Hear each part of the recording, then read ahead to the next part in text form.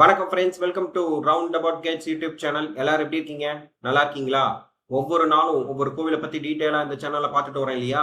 இன்னைக்கு நம்ம பார்க்க போற திருக்கோவில் பொள்ளாச்சி எனும் ஊரில் உள்ள அருள்மிகு சுப்பிரமணிய சுவாமி திருக்கோவில். இந்த கோவிலை பத்தி டீட்டெயிலா தெரிஞ்சுக்கலாமா?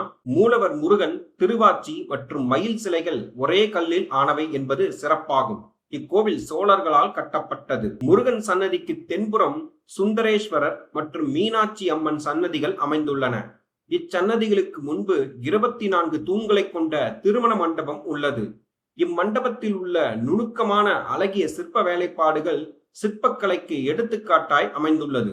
அப்பர், சுந்தரர், மாணிக்கவாசகர், திருஞான சம்பந்தர், லிங்கத்தின் மீது பால் சொரியும் பசு, கண்ணப்ப நாயனார், பார்வதி கல்யாணம், மார்க்கண்டேயன், முருகன், விநாயகர் மற்றும் தசாவதார சிற்பங்கள் ஈசன் சன்னதி முன்புள்ள தூணில் துல்லியமாக வடிக்கப்பட்டுள்ளன.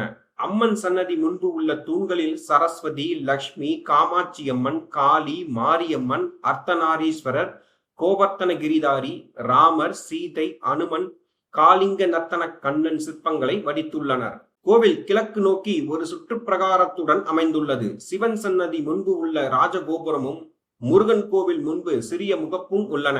கருவறையில் முருகப்பெருமான் வள்ளி தேவசேனா சமேதராய் அருள்பாலிக்கின்றார்.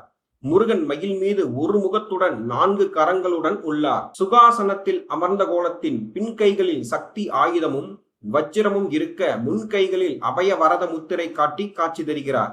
மயிலின் தலைப்பகுதி இடப்புறமாக இருப்பதால் இது தேவமயில் எனப்படும். திருவாச்சி, மயில் மற்றும் முருகன் சிலைகள் ஒரே கல்லில் ஆனவை என்பது சிறப்பாகும்.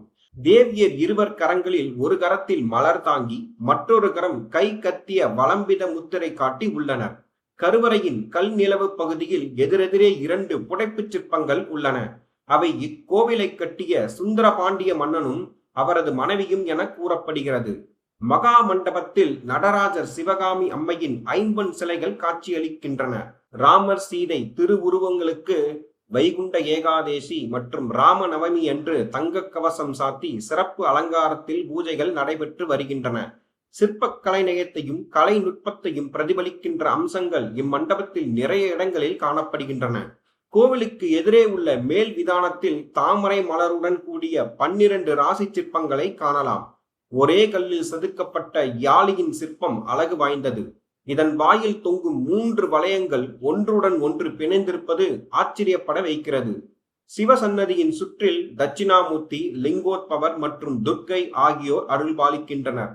சண்டிகேஸ்வரர், விநாயகப் பெருமான், பைரவர் சன்னதிகளும் உள்ளன. பொள்ளாச்சி முருகன், மும்மணி கோவை, கந்தன் பிள்ளை தமிழ், பொள்ளாச்சி சுப்பிரமணியர், இரட்டை மணிமாலை ஆகிய நூல்கள் இம்முருகன் புகழ்பாடும் பாடல்களை கொண்டவையாகும். இக்கோவிலின் தல வரலாறை பார்ப்போம். விவசாய வளம் கொளிக்கும் செழிப்பான ஊர் பொள்ளாச்சி. இவ்வூரின் பெயர் காரணங்களை 2 விதமாக கூறுகின்றனர். தமிழகத்தில் உள்ள வாரச்சந்தைகளில் பொள்ளாச்சி வாரச்சந்தை பெயர் பெற்ற சந்தையாகும். சுற்றி உள்ள மாவட்டங்களில் இருந்து மட்டும் அல்லாது அண்டை மாநிலங்களில் இருந்தும் வியாபாரிகள் பொருட்களை விற்பதற்கும் வாங்குவதற்கும் வருவர். அப்படி பொருட்களின் புழக்கம் அதிகமாக இருந்த காரணத்தால் பொருள் ஆட்சி என்ற பெயர் ஏற்பட்டு அது நாளடைவில் மருவி பொள்ளாச்சி என ஆனது. இவ்வூரில் மரம், செடி, கொடிகள் செழித்து வளர்ந்து சோலைகளாக காட்சியளிக்கிறது. சோலைகள் பொழில்கள் என வழங்கப்பட்டன. சிற்றூர்களை வாய்ச்சி என்று அழைப்பர். பொழில்களுக்கு இடையில் அமைந்த வாட்சி பொழில்வாய்ச்சி என வழங்கப்பட்டு நாளடைவில் இப்பெயர் மருவி பொள்ளாச்சி என ஆனது என்றும் கூறுவர். 1000 ஆண்டுகள் பழமையான இந்த ஆலயம் கொங்கு சுந்தரன பாண்டியன், கொங்கு திரிபுவன் சக்கரவர்த்தி, விக்கிரமச்சோழன் ஆகிய அரசர்கள் ஆண்ட காலத்தில் கட்டப்பட்டுள்ளது என்பதை கல்வெட்டு குறிப்புகள் மூலம் அறியலாம். தெற்கு சுவரில் கொச்சி அரச பரம்பரையை சார்ந்த மன்னர் பெரும்படைப்பு சொரூபத்தின் 6ஆம் ஆண்டு ஆட்சி கல்வெட்டு ஒன்று உள்ளது. இதில் இக்கோவிலின் பெயர் திருவகத்தீஸ்வரமுடையார் கோவில் என காணப்படுகிறது. எனவே இத்தலம் சிவத்தலமாக இருந்திருக்கக்கூடும் என்ற குறிப்பும் உள்ளது. இக்கோவிலின் மூலவர் சுப்பிரமணிய சுவாமி, தாயார் வள்ளி தெய்வானை. கோவில் திறந்திருக்கும் நேரம் காலை 7 மணி முதல் 10 மணி வரை, மாலை 5 மணி முதல் இரவு 8 மணி வரை திறந்திருக்கும். இக்கோவில் பொள்ளாச்சி அரசு மருத்துவமனை எதிரே உள்ளது. பஸ் நிலையத்திலிருந்து நடந்து செல்லும் தூரத்தில் இந்த கோவில் அமைந்துள்ளது. அருகில் உள்ள ரயில் நிலையம் பொள்ளாச்சி, அருகிலுள்ள விமான நிலையம் கோயம்புத்தூர். மீண்டும் ஒரு நல்ல பதிவில் உங்களை சந்திக்க. இந்த வீடியோ உங்களுக்கு பிடித்திருந்தால் லைக், ஷேர், சப்ஸ்கிரைப், கமெண்ட் செக்ஷனில் கமெண்ட் செய்யவும். நன்றி, வணக்கம்.